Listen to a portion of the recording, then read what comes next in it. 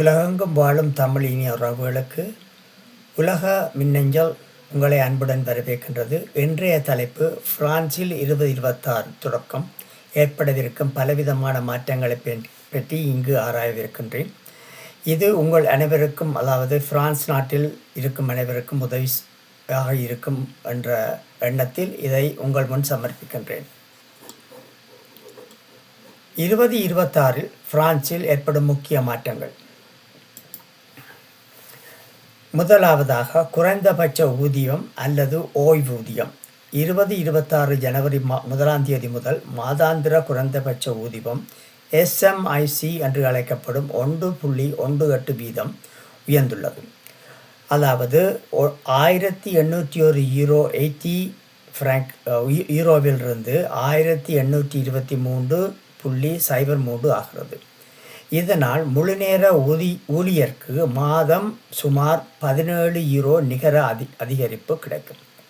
மேலும் சில அரசு ஊழியர்களின் சம்பளம் SMICக்கு கீழ் போகாத வரையில் சிறிய சரி செய்தல் செய்யப்படும். அடிப்படை ஓய்வூதியம் மற்றும் குறைந்தபட்ச சமூக நலன்கள் 0.9 வீதம் உயர்த்தப்படும். ஃபாரெவர் கெமிக்கல்ஸ் தடை செய்யப்பட்டுள்ளது. PFAS எனப்படும் நிரந்தர ரசாயனங்கள் கொண்ட அழகு சாதனங்கள், ஆடைகள், காலணிகள், ஸ்கீ மழுகுகள் இவற்றின் உற்பத்தி, இறக்குமதி, விற்பனை தடை செய்யப்படும். சில பாதுகாப்பு உபகரணங்களுக்கு மட்டும் விதிவிலக்காக இருக்கும். குழந்தை பிறப்பு விடுப்பு, அதாவது குழந்தை பெற்ற பொழுது தத்தெடுத்தாலோ அதுக்கேற்ற லீவு, அதாவது இவங்களுக்காக கொடுக்கப்படும் லீவு என்று சொல்வார்கள். 1 மாதம் அல்லது 2 மாதங்கள் புதிய பர்த் லீவ் கிடைக்கும். இந்த விடுப்பு ஜூலை 1 முதல் நடைமுறைக்கு வரும். 1வது மாதம் 70% சம்பளம், 2வது மாதம் 60% சம்பளம் அரசு உத்தரவு மூலம் உறுதி செய்யப்படும். சுகாதார காப்பீடு மியூச்சுவல் எனப்படும் கூடுதல் மருத்துவ காப்பீடு கட்டணம் 2026 அதிகரிக்கும். குழு காப்பீடு சுமார் 4.7 வீதமாகவும், தனிநபருக்கான காப்பீடு சுமார் 4.3 வீதமாகவும் உயர்த்தப்படும். நோய் விடுப்பு விதிகள். மருத்துவர் தரும் நோய் விடுப்பு முதல் முறையில் அதிகபட்சம் 1 மாதம், புதுப்பித்தால் 2 மாதங்கள் மட்டுமே. குடியுரிமை மற்றும் விசா தேர்வு, இதை பற்றி நான் ஏற்கனவே உங்களுக்கு ஒரு பதிந்திருந்தேன். அதை பார்த்திருப்பீர்கள் நினைக்கின்றேன். இதுவும் ஒரு பகுதியாக இதில் அடங்குகின்றது.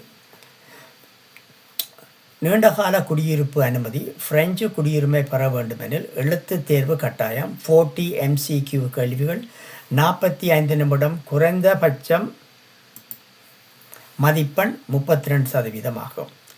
இதில் பிரான்சின் மதிப்புகள், உரிமைகள், கடமைகள் பற்றி கேட்கப்படும். எரிசக்தி மற்றும் எரிவாயு. மின்சார யூனிட் விலை சிறிது குறையும். ஆனால் எரிவாயு வருடாந்த கட்டணம் 13 யூரோ 10.10 உயர்வாக இருக்கின்றது. அரசு 2026-27 வரை மின் கட்டணம் நிலையாக இருக்கும் என தெரிவித்துள்ளது.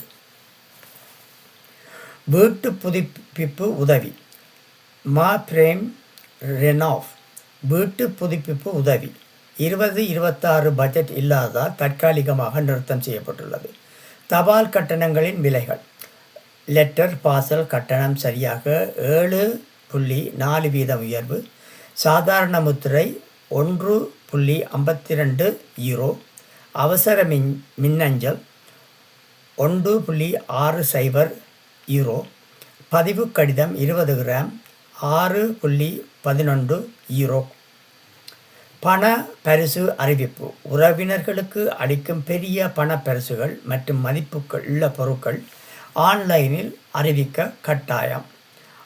வாகன விதிமுறைகள். Road worthiness test control technique கடுமையாகும்.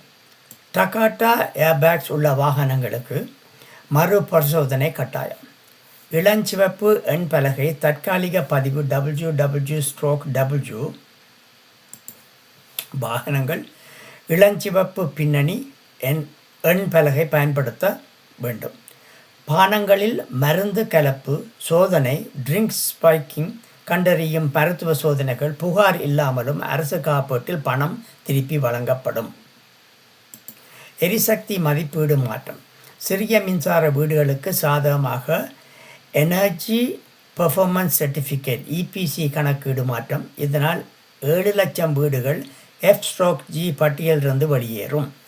சிகரெட்டின் விலை ஒரு பேக்கெட்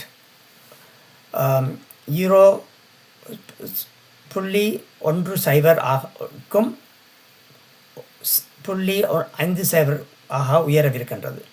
சராசரி விலை €12.50 தொடக்கம் €13 வரை ஆகும்.